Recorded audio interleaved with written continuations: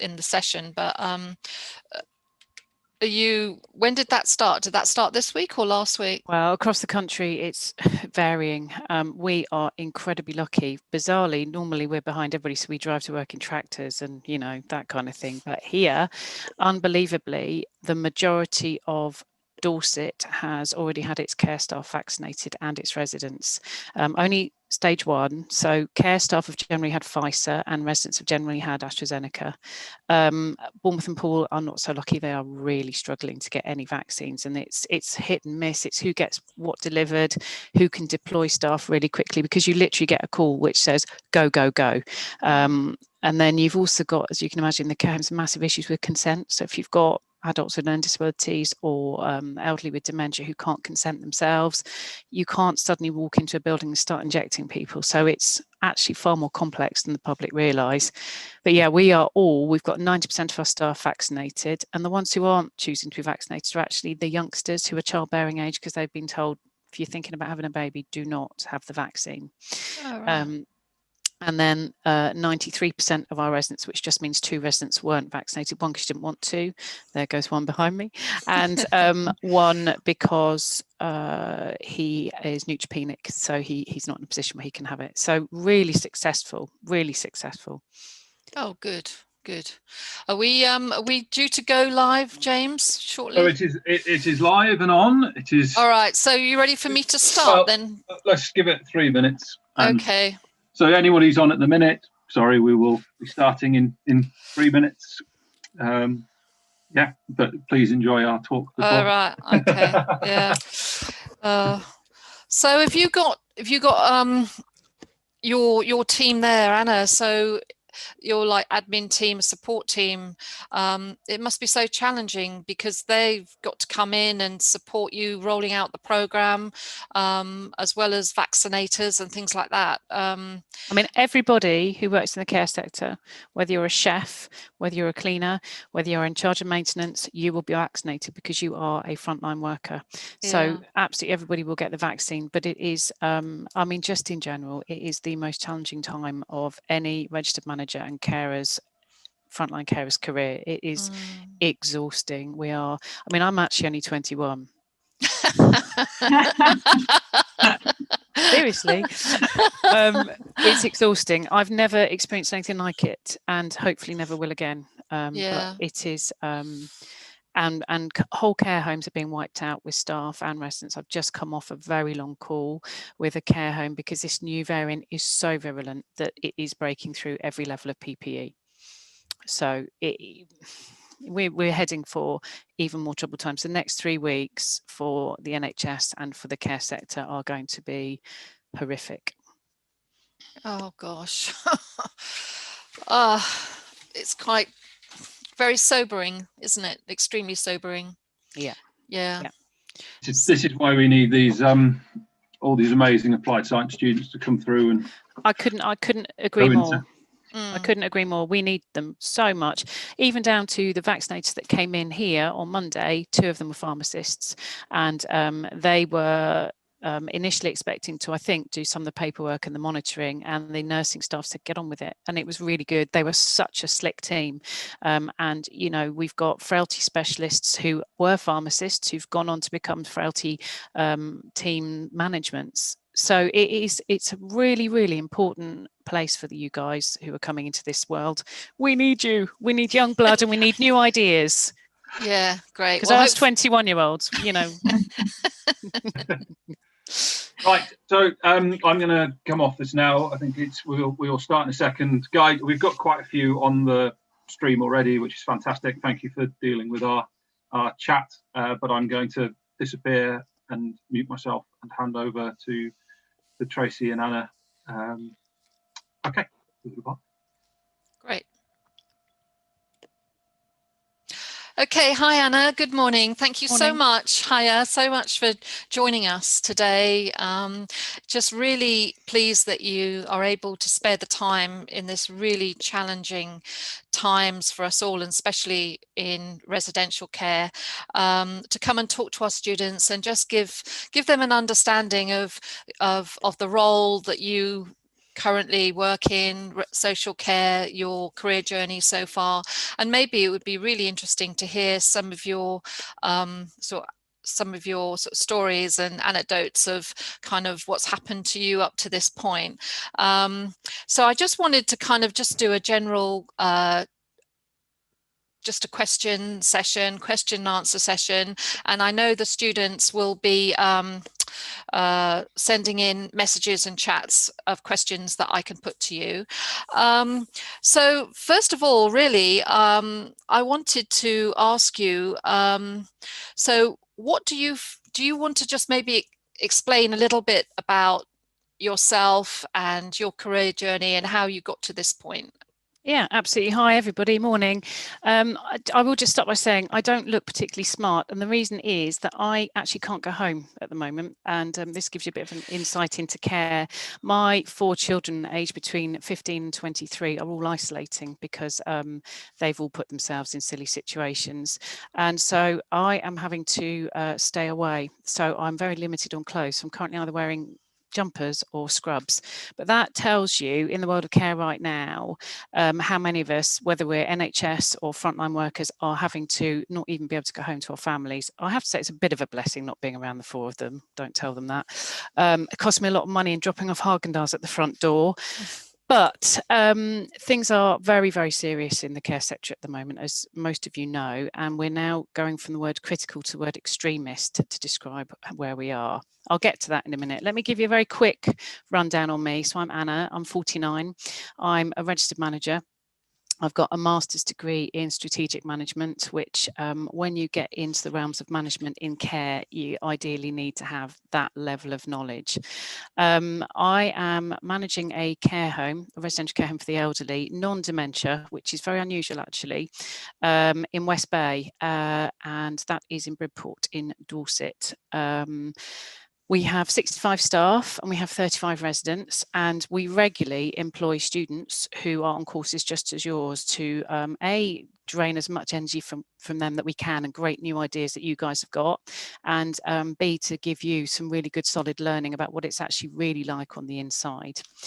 A quick potted history on me. So I initially did my A-levels. I was going to go to university and I decided that I knew everything anyway, so why would I bother doing that? And I went into advertising and marketing. I lived in Wimbledon and I worked in Wimbledon Village, and I did that for quite a long time. And then I decided I wanted to go into recruitment. So I worked in the city and did very long hours, did lots of marketing side, payroll, city banking, that kind of thing. And then got made redundant. And I had absolutely no idea what I wanted to do. But I have a brother who is known as Uncle Onion. And he's known as Uncle Onion because he's got Down syndrome and he signs his name instead of Owen as Onion. So all his life he's been known as Uncle Onion by my children. And so he had huge amounts of care as a child. I was involved in his care, and unusually he's also a type 1 diabetic. So I had quite a good knowledge of care, and I thought, well, you know what, there's not a lot going on out there in the world at the moment. So I went into mental health, and I went into a difficult time when people who were in locked up units, horrible places they'd been, were being referred to as care in the community. And the group I went to work with had nobody would take them, nobody wanted them, and horribly they were referred to the dregs of the community.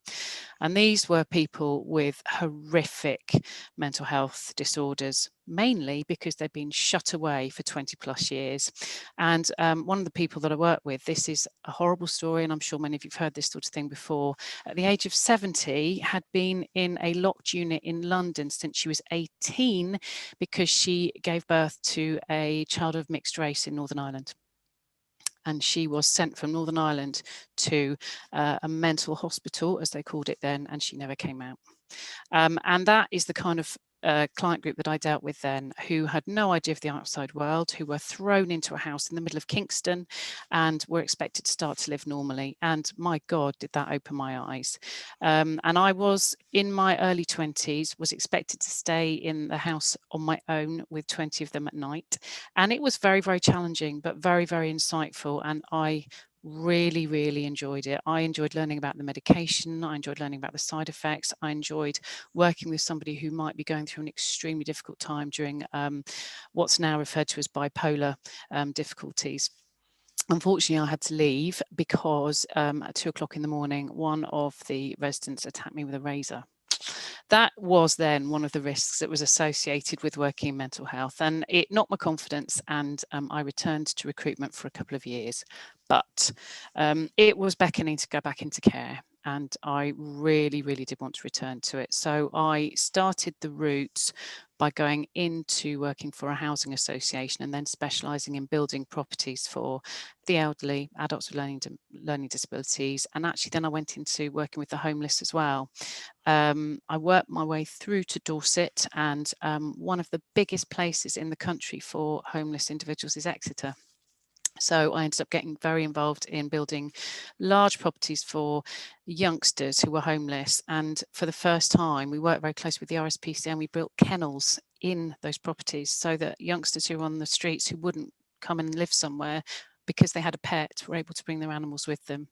So that was really insightful and very positive. From there, I did a variety of other roles, but I ended up working in forensics, and that is, for many of you who probably know this already, it's working with adults who've committed quite horrific crimes. So I worked with adults with learning disabilities who had either been rapists, arsonists, paedophiles, murderers, really quite a challenging client group. And for many of you, you won't realise this, that kind of client group cannot go to prison. They're too vulnerable to be in prison, but they are way too vulnerable to be in the community. So we purchased properties and built properties around Bournemouth, Dorset, Poole, all that sort of area. And they were able to, is that me without sound? No? And keep going, right. And they were able to live in the community with up to 3 or 4 staff managing that one person. And that is an incredibly challenging situation to be in, because you can imagine the staff who are in there don't want the community to know. It's unsafe when they're out, and every member of staff had powers of arrest. That was a fascinating role, and I spent a long time doing that. As time went by, I went to various other companies, and I also worked in commissioning for local authorities and for the NHS. So I was also able to be involved in buying packages of care for people. Where I've ended up now, I was asked to come and work here because the home was in crisis. They weren't doing the kind of work they should have been doing. The CQC, which is the Care Quality Commission, reports that were happening, they weren't terribly good, and they needed somebody to come in and just look at what was going on, why it wasn't as good as it could be, and how to make it better. I've been here for a long time now, probably about 7 years, and we've gone from being what would be considered a care home that wasn't delivering the best care to now being outstanding. That is probably because the team that I now have here are phenomenal. They are absolutely incredible. I do not micromanage. I don't really manage that much. I believe in letting my staff manage themselves. And one of the things that really makes sense in care is to let your staff sort the problems and come to you when they've found how to deal with the problems. The client group I've got are quite unusual in that they are elderly, no dementia, very able mentally, very disabled physically. The youngest person that I've had enter this home in the last 6 months is 98. And living independently and living at home. And again, probably many of you are aware that now the care sector is very different. In the good old days, people used to come in their late 70s and consider themselves to be old. Now, most people want to stay at home till the bitter end. A lot of people want to have care in their own home. Generally, people only go into care because they either are completely incapable of staying at home, or they choose to come into somewhere like this where they can have the help that they need. We are not a large corporate, we're a small not-for-profit charity, and so every penny that we make gets put straight back into the home and into the individuals here.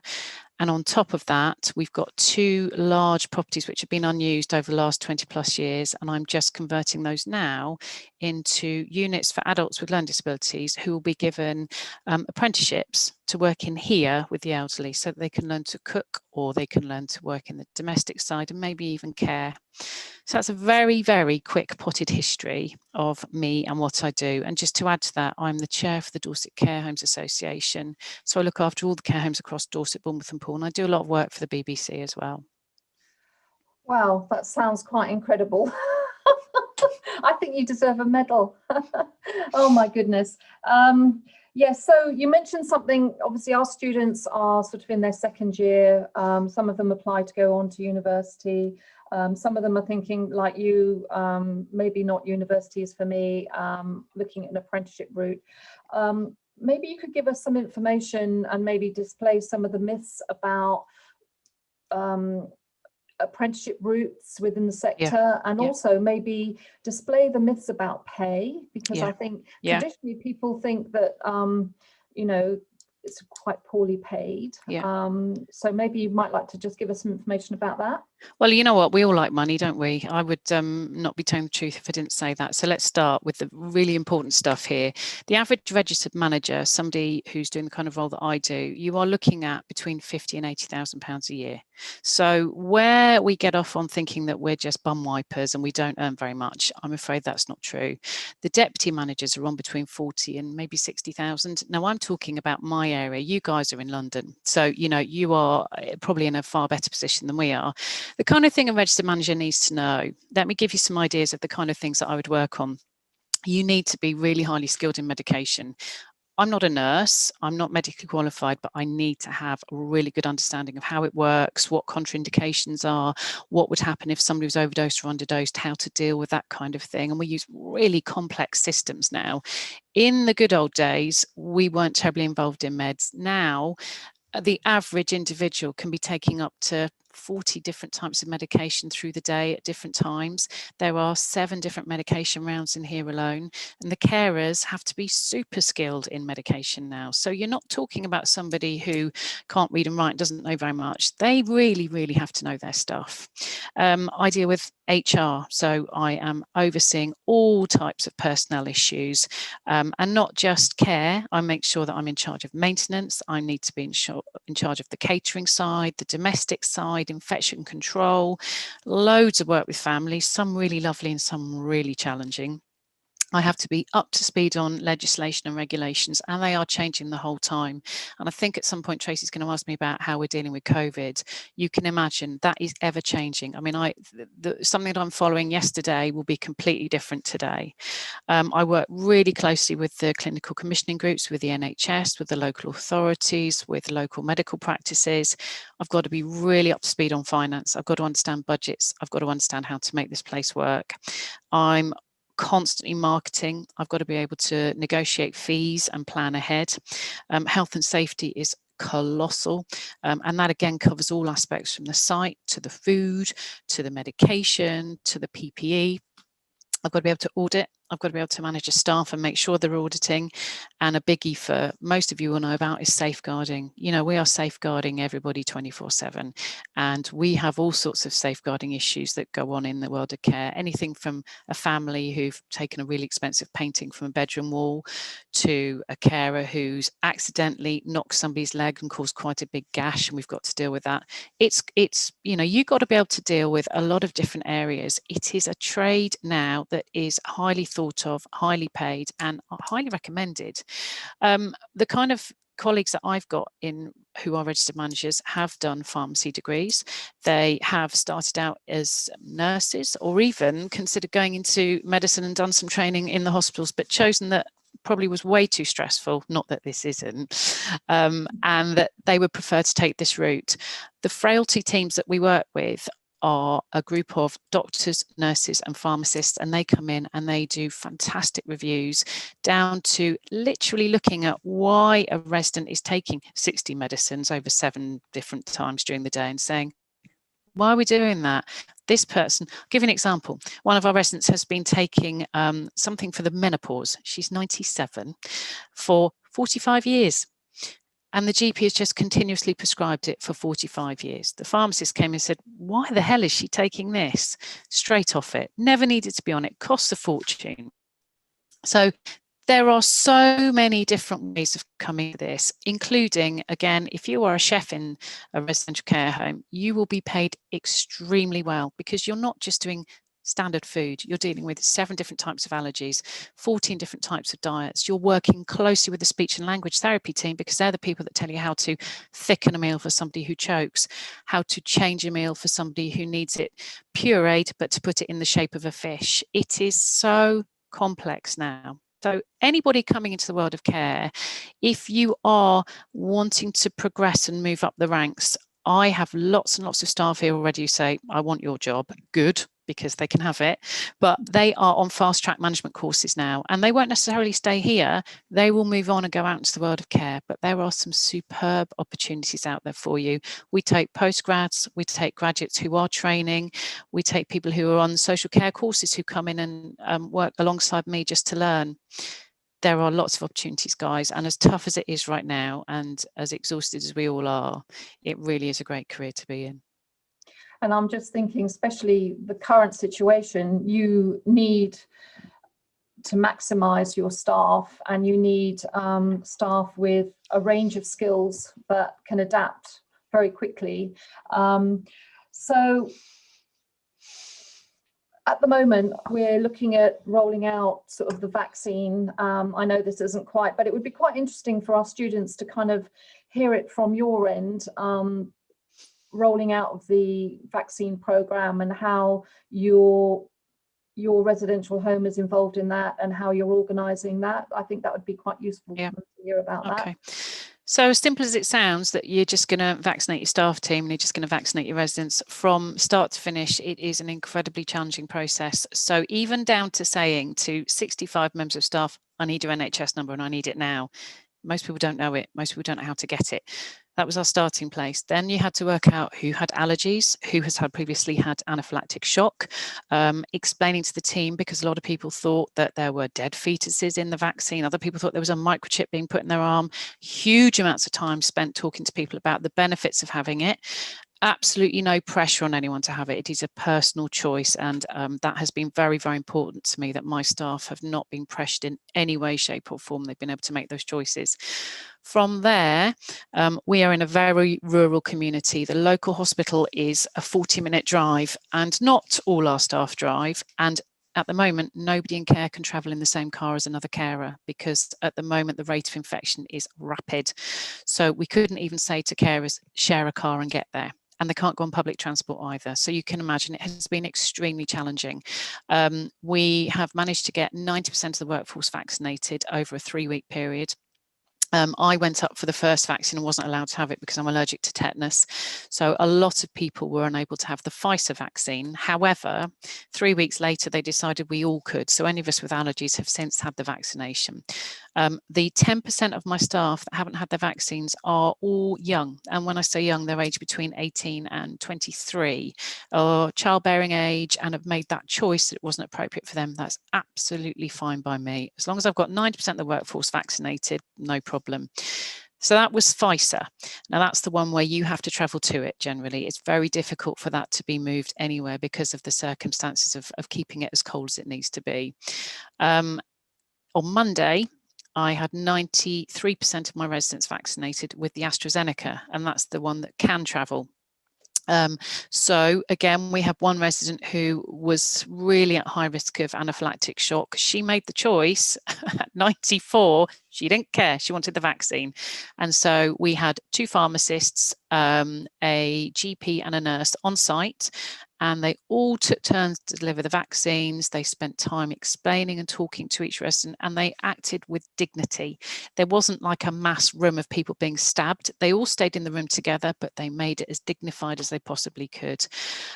2 residents couldn't. One, because he has cancer, so he's neutropenic, which basically means that he wasn't able to mix a vaccine in. It's not live, but it just wasn't appropriate. And the other one just didn't want it. She just said, I'm going to die anyway. I don't want it. That's her choice. In terms of making it happen, it's been very tough, very challenging, very emotional. But we're lucky. Across the country, there are many care homes and many supported living homes and many places that can't get the vaccine yet. And it's because some of the local authorities have been really slow to get off the backsides and roll it out and do the work that's needed. If you guys choose to go into the social care role, you probably will be asked to be vaccinated in the future if something like this happens, because as the big mass vaccine centres roll out, it's people like you who they'll be saying, please come and help us, please take a day off, please come in on a Saturday and vaccinate. It's a really difficult time in care right now, but the more people that take the vaccine, hopefully the safer we're going to be and the quicker we're going to come out of this mess that we're in right now. Yeah, so it sounds extremely challenging. So, I mean, how do you, obviously there's lots of juggling of balls and this kind of thing with your role and your staff. So how do you cope with that? Do you have some kind of mechanism or somebody that you go to within, you know, within the system that can support you as a manager working in that really challenging role? I think right now, the majority of managers across the country are all talking to each other. So there are random Facebook groups for network managing. There are local groups where they talk to each other. And for example, the kind of thing that's going on right now, you guys are probably aware about the testing we're having to do. So there's two types of testing. There's the PCR testing, which is the one which we do via swabbing the back of our throats and our noses, and it goes off with a courier and off to a lab. But now we also have what's called the LFD test, which is the lateral flow device, which is classed as a medical device, very similar to a pregnancy test we have to do on site. It is exhausting trying to do it. It is a massive challenge. The results are very, very unreliable. So managers are, for example, running out of tests very quickly. Local authorities isn't able to provide them, the government isn't able to provide them. So homes across the country now are doing what's called mutual aid. So they'll ring and say, have you got 20 tests I could borrow? Yes, I have. Have you got this I could use? We're also at the point where homes are emptying out with staff because staff are becoming more and more unwell with COVID. So homes are saying, can I borrow your cook today? Is that possible? So at the moment, the way we're actually supporting each other is because we're all in this together. We're all in a very, very similar situation. We're all exhausted and we're all able to call upon each other. The difficulty we've got is as more and more homes are emptying of staff who are either isolating or becoming unwell, we're now looking at how we're going to be working with the army because there will be a point in the next few weeks as things ramp up. There are small independent homes who run out of staff. And if we can't find staff for them, the army are on standby to come in, and they won't be doing care unless they have to. They'll be doing the stuff like the kitchen, the cleaning, the maintenance, the health and safety. But that's how critical things are becoming. So yeah, we are all generally just helping each other right now. Yeah. Oh goodness. So obviously, just bringing you back to sort of pre-COVID times. I don't really remember those, but yes. Yeah, I'm just thinking of our, you know, of our young people. So what would be your one piece of take-home advice? Say students interested in maybe working in this sector or finding out more about it. What would you suggest that they do? I think get in there and taste it, get in there and see it, get in there and feel it. It's really easy to listen to other people who say, oh, you really don't want to do that. I knew someone who did this, and oh, there was a care home down the road and it got shut down because the manager was rubbish. That is always going to be the case, whether it's marketing or, you know, catering or whatever. Get in there. If you are interested and you want to see what it's really like, get in touch with a manager, offer them your services, ask them if you can do, you know, a 6-week apprenticeship or a 6-week breather. If you struggle with finding places, get in touch with somebody like me and I will find you placements. That is the best thing you can do. Hands-on, real work. But the other thing I would say to you is don't go in there thinking, well, I'm coming in to be a manager, so I don't need to do those things. You need to be able to do the job of everybody in your care home or everybody in your management team, because if you can't, don't expect to do stuff you wouldn't do. So for example, when an emergency bell goes because somebody's fallen, had some sort of accident, they're very unwell, I don't sit in my desk and think, well, that's up to them. I go. If I walk past a resident who is having something happen to them or needs help, I will deal with it. If I see a bell that's been ringing for 2 minutes, I will go in and help Bob put his pants on. It doesn't matter. You have to be able to do everything that you expect your staff team to do in the world of management. So what I would say is go in, try it, taste it, feel it. If you hate it, walk away from it. but think what you could do within the world of social care to help it if it's not for you. I really think, though, that the way forward is to be able to learn from everybody and what they do and fast track yourself. Make sure your manager knows you want to fast track up that route. If your manager's frightened to fast track you, find a manager who isn't. Okay, yeah, absolutely brilliant advice. And not just for your sector, I'm thinking any industry, any organisation. Yep. It's about getting on the ground and actually experiencing for yourself. So was the work when you started, was it what you expected?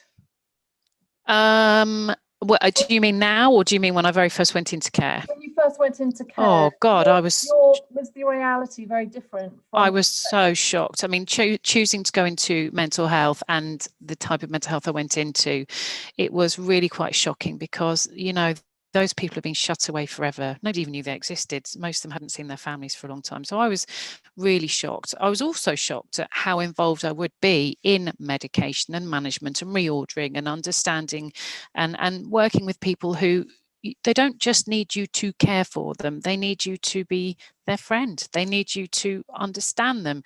They need you to know them, so that after 6 months, as you've got to know Bob, for example, when Bob's having an off day, why is he having an off day? So let me give you a couple of examples.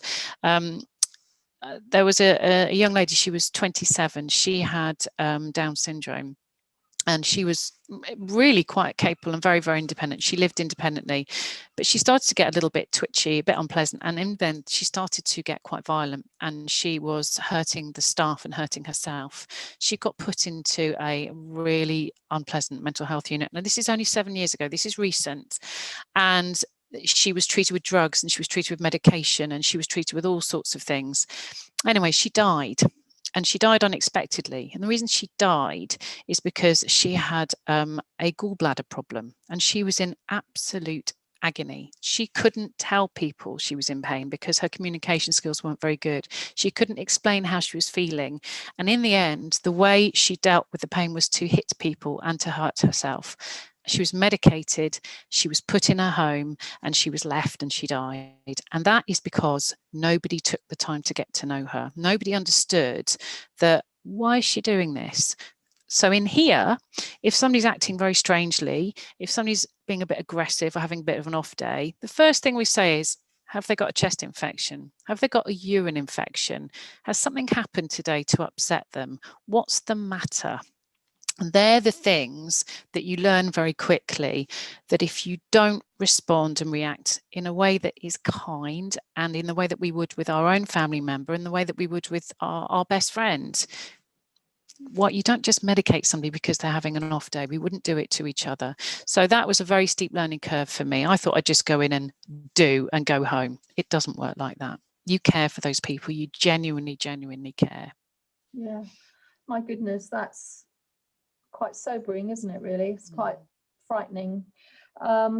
So unfortunately, we were hoping to have one of your apprentices to chat with us this morning. Maybe if you wouldn't mind just giving us a little bit of information about the apprenticeship route and the sort of things that you would be expected to do as an apprentice and how long it would take. Yeah, so I'm really sorry Freya isn't here today, guys. She's not very well, and she really isn't very well. She's a bit gutted she's not here, I think, as well. So Freya knocked on the door in the days when you could go into a care home, because we didn't have COVID anywhere.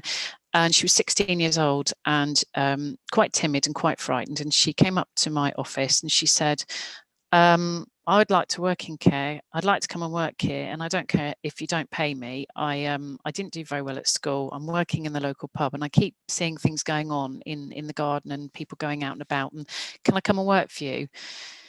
I said, well, yeah, let's talk about it. And she'd not really done very much with her GCSE. She'd not really achieved very much, but you could tell she was as bright as a button. So within 6 weeks of her making that call, and sitting down and talking to me, she was in here, 16 years old, surrounded by very, very elderly residents and a staff team who were a lot older than her, really, not many her sort of age. And she didn't just come in on a, I think, £4.20 wage, which is outrageous for an apprentice. We made sure that we paid her a decent wage, not masses, but at £7 an hour, it's better than a poke in the eye. And she redid her maths and English GCSEs with a tutor and with me, working very closely with her. She did her basic induction. She did all the things that she had to do for the mandatory training.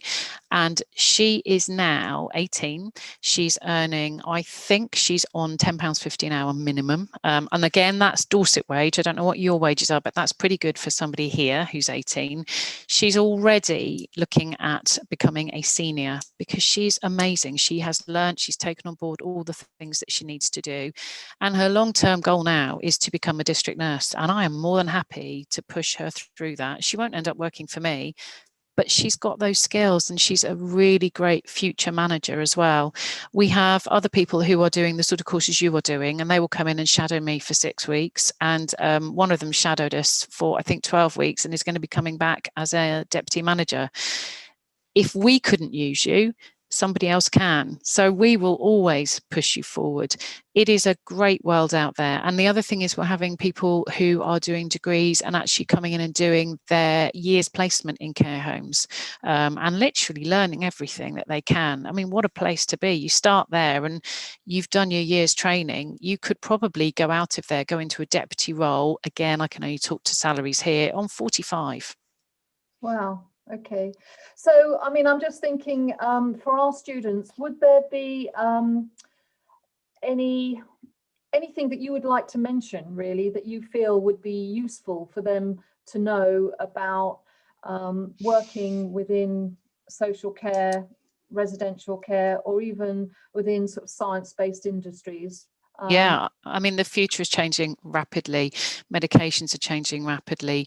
The types of care are changing rapidly. I don't think there will be many care homes in the future. There will be dementia care homes in the future because there's always going to be that need. But again, they are very, very specialised and take very special kinds of individuals to work with them.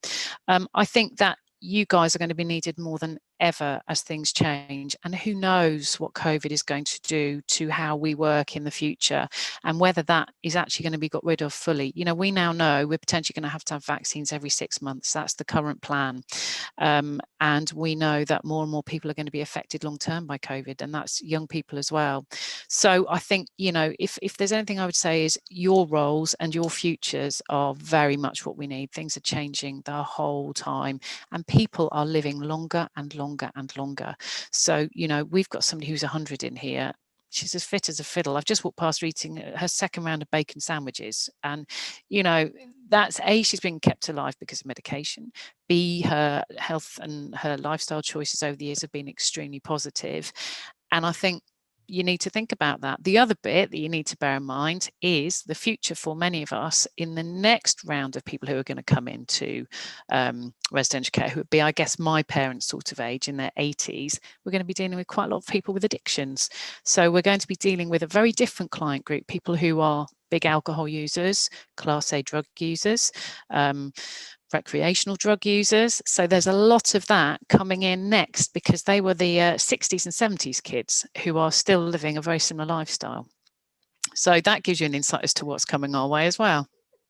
Yeah, I mean, that's not something really that you think about, is it really? Nope. Nope. You know. And I will just say this as well. It's really important that people carry on living the lives that they had. In here, there are 35 residents. I would say the majority of them, 33 bedrooms, will have a small bar in them. They all drink. Every lunchtime there is booze on the table for them because that's what they would have done at home. They don't have to have a drink, but they choose to. One night a week, they sit up and they have a cheese and wine night. They do stuff that people would have done in their own homes. Why does anything change because you go into care? Nothing should change. The way you lived before, you should still be able to live that life. Yeah. And do you find that the families of your residents, are they fairly supportive? We have a really interesting split. So the families that very rarely come are riddled with guilt. and they tend to be very difficult to work with because they are, I guess, in their own way, kind of taking out on us the fact that they're not seeing their family members. People are busy, you know, people don't live in the same counties anymore. A lot of the individuals who are here, their families are in London or further away, and in many cases now are working abroad. So they can be a little bit tricky and they can be a little bit demanding. We have to work with that. It's very rare that we kind of get really angry and upset about it. The ones who are local, the ones who are able to see their family members regularly, generally are brilliant, incredibly supportive. And when we are able to take visitors, we are open 24 hours a day. You know, it's their home. They come and go as they please. You can wander in and find all sorts of families sat down having lunch. You can wander in and see sometimes somebody's walked by because we're on the beach here and they're coming for breakfast. So it is, you have to be quite good at negotiating, and you have to have quite a tough skin in the world of care management, because some of the staff can be very difficult as well. As great as my team can be, they have off days too. And when you've got 65 staff and predominantly female, it is quite difficult when you're managing a large cohort of women together, regardless of what anybody says.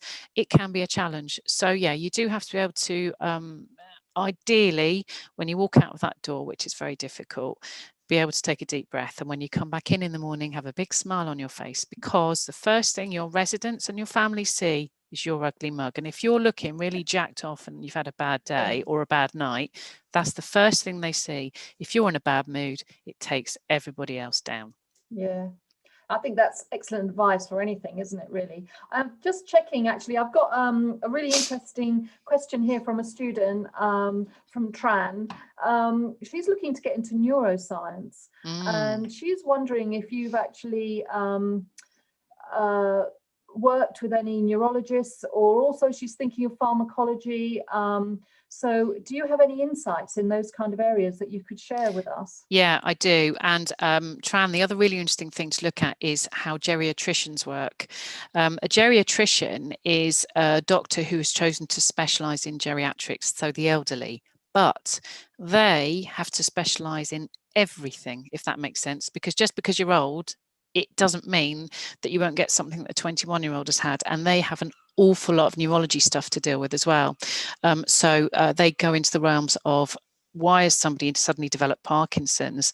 Has somebody had a stroke because of the stress that they're under, or because the medication they've been taking? Let me think. They are very, very interested in brain patterns, and a lot of stuff that happens as well in here is that people come in and they get depressed. It's not because we're rubbish at what we do, it's because the life they've always led, if they wanted a piece of cheese and wanted to take a chunk out of it at the fridge at 2 a.m, they can't do anything like that. So a lot of stuff, we have a lot of psychology staff coming in, and they just work very closely with people and say, you know, let's try not to medicate them up to the eyeballs to help them sleep, to do this. Let's find out why, let's find what's important. Things change as they get older. A lot of people do develop Parkinson's, for example, so it's understanding how best to deal with that. Yeah, I mean, it is, I can't tell you how important that side of things is, the neurology side, the psychological side of things. And also, you know, if somebody has had a stroke, if they've lost their speech, but they're still totally with it and totally able, again, we have a lot of work to do with that individual, because we wouldn't really want them to move into a hospital or into a home for people with dementia, because they haven't got dementia. So again, we work very closely with what's the best care package we can put specifically for that person that works for them and ticks those boxes. Okay, that's brilliant. Thank you so much for that. I think you've given us so much information, and it's been really interesting to listen to you, and you know, the challenges that you and your home and the general sector is facing at the moment. I'm thinking we're going to sign off shortly. Is there sort of one sort of bit of information that you would like to share with our students, you know, about obviously they leaving college and going into either university or employment? Yeah, is there sort of a piece of advice that you think, if you were them now, what would have helped you? I think that because I didn't make a massive career choice early on and I took a variety of pathways, it was very helpful. So being able to be in recruitment was really helpful because I can understand the HR and the personnel side. Being able to do marketing has meant I've been able to, when I've got empty beds in here, been able to sell them and shift them and do the kind of work that I needed to do. Going into care and not just focusing on one area, being able to go into different areas has meant that I've been able to have a really good understanding of what's out there. So don't pigeonhole yourself. You don't have to, just because you choose to do pharmacology or neurology, you don't necessarily have to stick with that. That will be an incredible skill to use in the future. So one of the things that I do is I go in and troubleshoot care homes where care teams have fallen apart. They're all shouting, yelling at each other. They form cliques. She doesn't like so-and-so. And I can go in and with the skills that I've learned over the years, I can strategically manage them back into a better place. So don't think that the choice you make is forever. You can start in one place and use the skills you learn and use them all around your career and move forward. Just because you choose it now, it doesn't mean it's the future. Yeah, absolutely. Excellent advice. It'd be good if we all knew that Wouldn't it? those years ago. Okay, Anna, thank you so much. I know you are so busy and you're rushed off your feet and, you know, things you're being pulled in 120 directions. So really, really do appreciate the time that you've given us and our Monoux students this morning. Can I say one more thing? Yeah, guys, it does sound like I'm lecturing you. I promise you I'm not.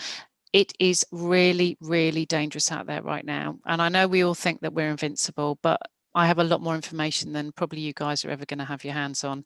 The new strain is really virulent. Please be careful. I'm not just telling you something I shouldn't. I've just come off a call to a care home where the PPE that they're wearing isn't protecting them from the new strain. So it doesn't matter how covered they are, they're getting it. Please look after yourselves and each other. thank you. And on that note, I think very sobering. Thank you so much, Anna. You take care and look after yourself. Bye, guys. Take care. Nice to meet you. Thank you. Bye.